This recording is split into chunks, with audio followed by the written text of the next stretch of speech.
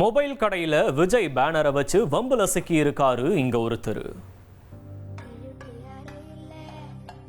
தூத்துக்குடி மாவட்டம் கோவில்பட்டி அருகே மொபைல் கடை உரிமையாளர் மீது தேர்தல் நடத்தை விதிமுறை மீறல் வழக்கு பதிவு செய்யப்பட்டுள்ளது.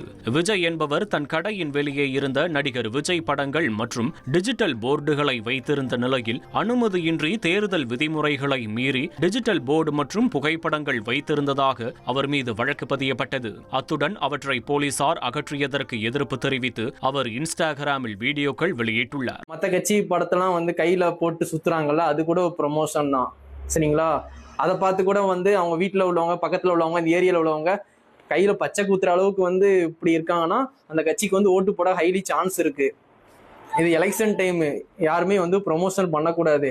நீங்கள் என்ன பண்ணுறீங்க, அவங்க கையை வெட்டிடுங்க, துண்டை வெட்டிட்டு நீங்கள் என்ன பண்ணுறீங்க, ஏப்ரல் 23 முடிஞ்சோடனே 24ஆம் தேதி ஐஸ் பெட்டியிலிருந்து அந்த கையை எடுத்து நீங்களே பிளாஸ்டிக் சர்ஜரி பண்ணி விட்டுருங்க.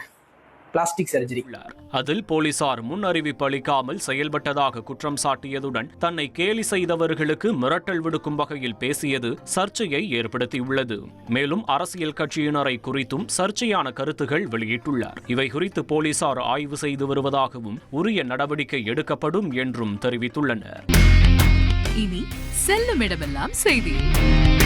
தந்தி டிவியின் வாட்ஸ்அப் சேனலை ஃபாலோ பண்ணினா செல்ல இருக்கும் இடமெல்லாம் செய்தி.